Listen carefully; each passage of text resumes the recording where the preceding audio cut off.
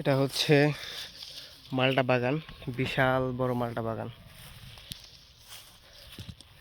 মালটা হালকা হালকা পেকেও গিয়েছে, অবশ্যই মালটা খাবো।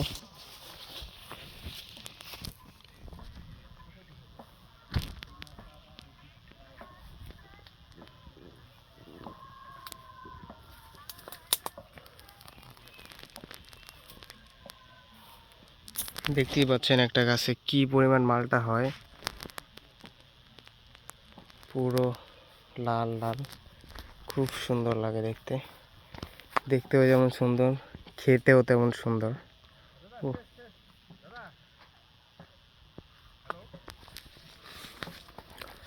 এদিকে একটা মালটা দেখতে পাচ্ছি, অনেক বেশি পেকে গিয়েছে, এটাকে তো খেতেই হবে।